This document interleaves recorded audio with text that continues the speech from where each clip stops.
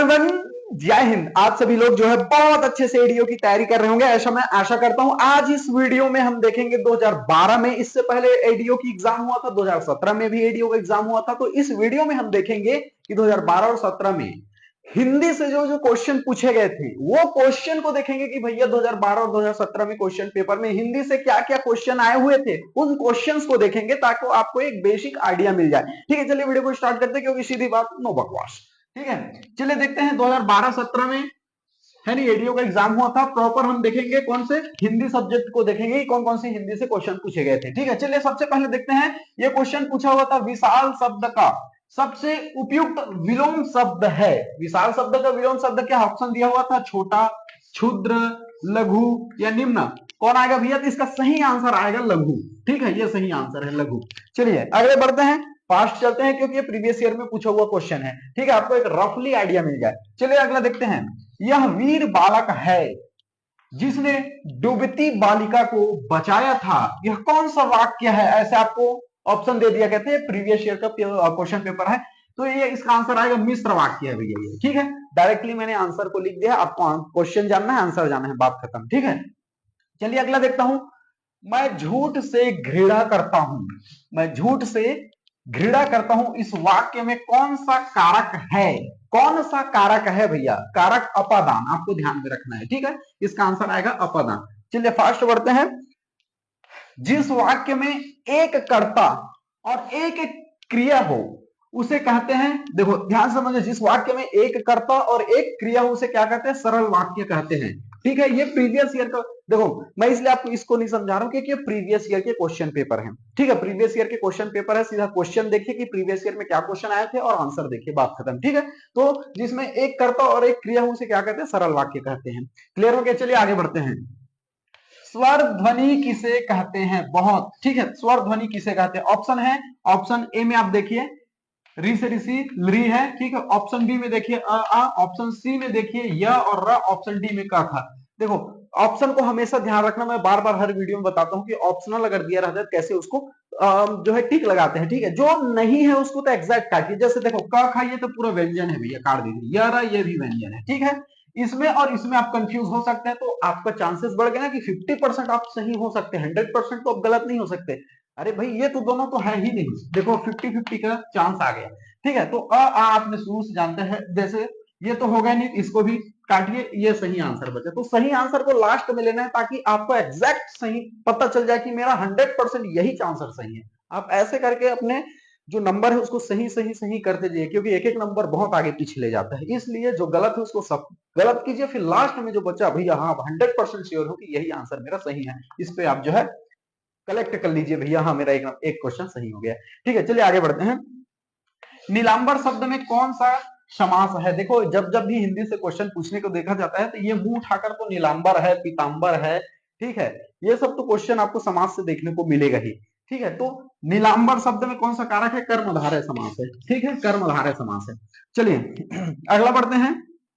अपादान तत्पुरुष समास सही शब्द है। देखो अपादान पुरुष समास का सही शब्द है, आपको ध्यान में रखना है। ऑप्शन ए रोग मुक्त, ऑप्शन बी रस भरा, ऑप्शन सी रोगग्रस्त, ऑप्शन डी मदमाता। तो इसका जो सही आंसर आएगा भैया ऑप्शन ए। ठीक है, तो चलिए अगला बढ़ते हैं।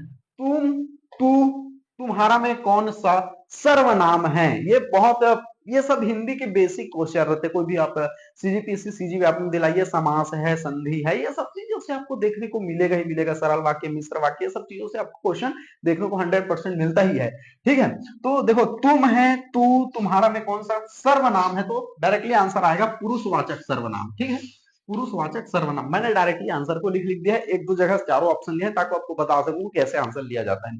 ठीक है, अगला देखते हैं।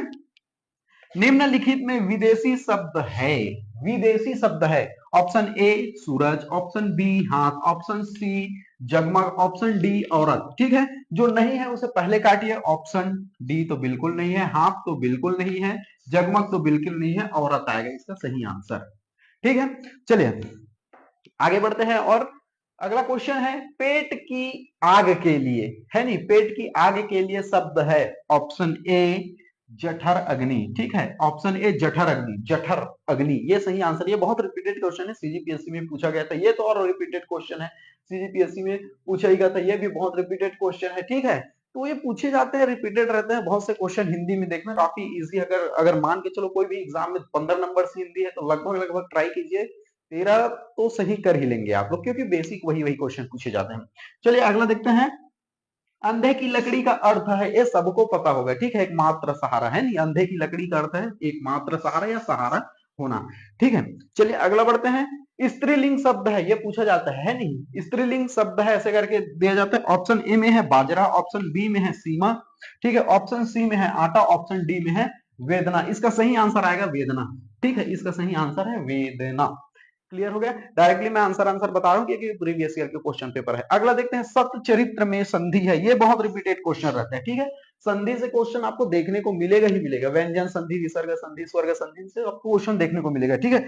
सतचरित्र में कौन सा संधि है, व्यंजन संधि है, सबको पता है भैया, है नहीं। अगला देखते हैं, राम खेल रहा है वाक्य में उद्देश्य है, ये तो पूछा ही जाता है, राम खेल रहा है वाक्य में उद्देश्य क्या है। इसमें आप देखिए इस वाक्य में कौन सा उद्देश्य है भैया, तो इसमें राम खेल रहा है, इस वाक्य में उद्देश्य राम है, राम, ठीक है, ये ठीक है, ये प्रीवियस ईयर के क्वेश्चन पेपर है। अगला देखते हैं, अगला क्या क्वेश्चन है। अगला ये क्वेश्चन है कि जो संख्यावाचक विशेषण कितने प्रकार के होते हैं, ठीक है, मैं बार बार बोल रहा हूं, 2012 और 2017 में जो पूछे गए क्वेश्चन है हिंदी के, उसको हम देख रहे हैं, ठीक है।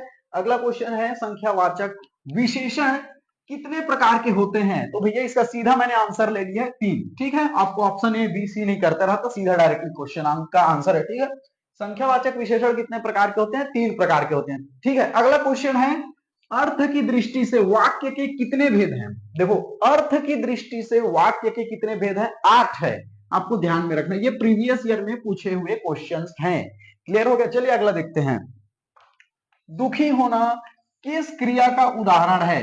देखो दुखी होना किस क्रिया का उदाहरण है, ये एडीओ के एग्जाम में पूछा हुआ प्रीवियस ईयर क्वेश्चन है, आपको ध्यान में रखना है, ये नाम बोधक क्रिया है, ठीक है, नाम बोधक क्रिया। दुखी होना किस क्रिया का उदाहरण है, नाम बोधक क्रिया का, ठीक है। अगला क्वेश्चन पूछा हुआ था प्रीवियस ईयर में, घड़ों पानी पड़ जाना, घड़ों पानी पड़ जाना मुहावरे का अर्थ है। आप जब भी देखेंगे हिंदी में बेसिक मुहावरे लोकोक्ति से क्वेश्चन आपको देखने को मिलेगा ही मिलेगा, ठीक है। घड़ों पानी पड़ जाना मुहावरे का अर्थ क्या है, लज्जित होना भैया, है नहीं, लज्जित होना।